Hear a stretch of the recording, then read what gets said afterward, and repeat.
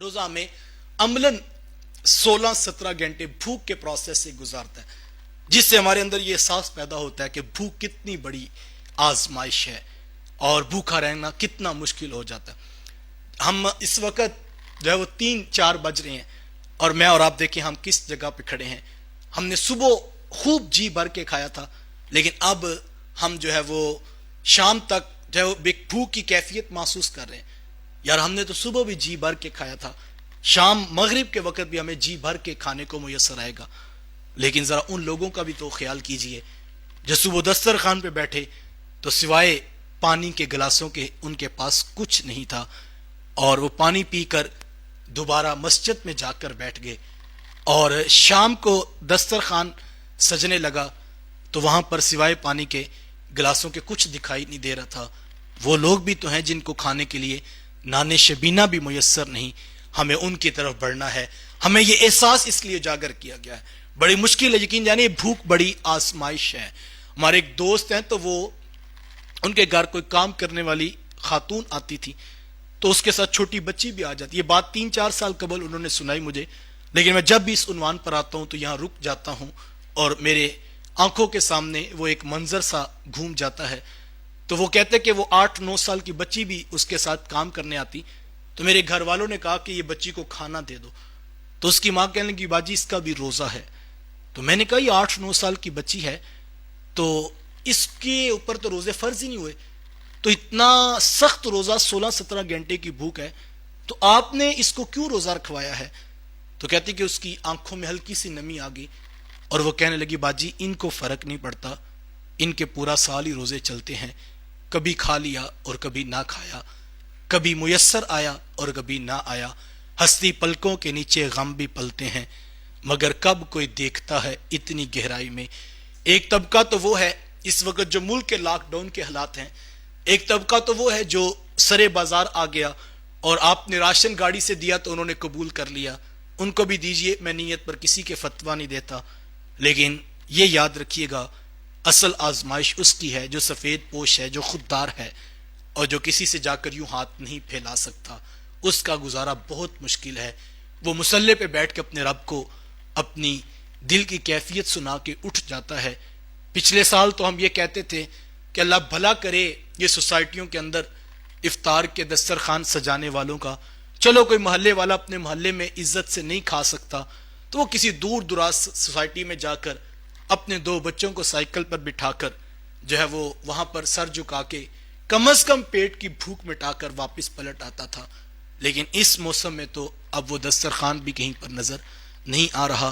तो मेरी और आपकी जिम्मेदारी इस हवाले से और भी बढ़ जाती है।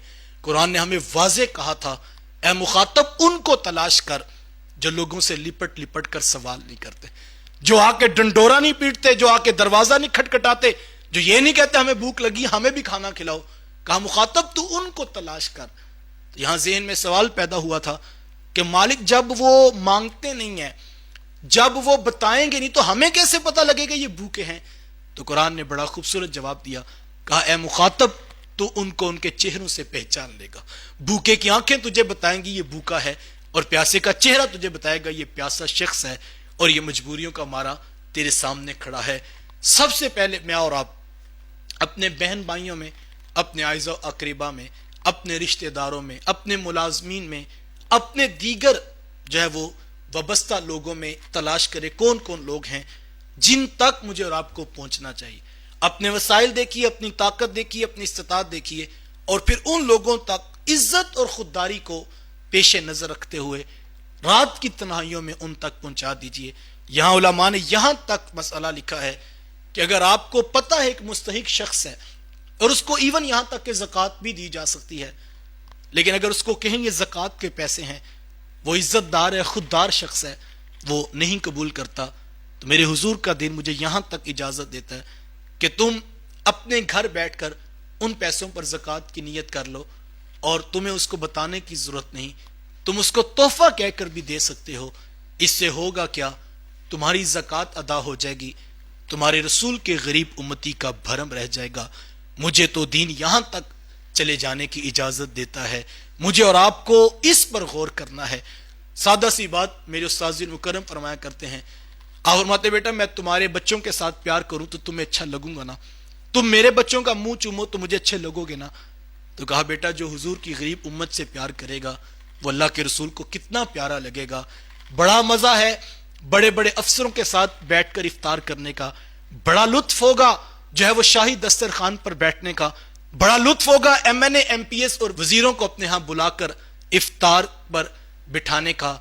लेकिन कभी हो सके तो अपने माली, अपने चौकीदार, अपने मुलाजिम, अपने क्लर्क को भी बुलाकर, सिर्फ खास उन्हीं 8-10 लोगों को बुलाकर अगर आप घर में इज्जत के साथ उसी प्रोटोकॉल के साथ जो आप उमरा को देते हैं उनको खिलाएंगे तो गरीब होता है, जो दुआ उसके दिल से निकलती है फिर वो उसी के दिल का खासा हुआ करती है। मुझे और आपको इसके ऊपर गौर करना है और यकीन जानिए ये बांटने का मौसम है। मेरे हुजूर अलैहि सलाम ने कसम उठाकर फरमाया था, मैं अल्लाह की कसम, सदका करने से माल कम नहीं होता, माल बढ़ जाता है।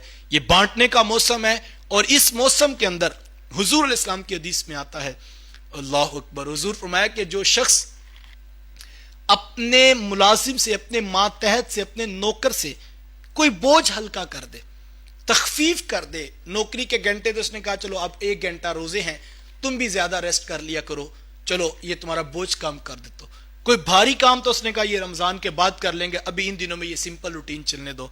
हुजूर मत अगर तुमने उसके ऊपर से बोझ कम कर दिया अल्लाह कल तुम्हें बख्शिश व मगफरत का हिसार अता करेगा।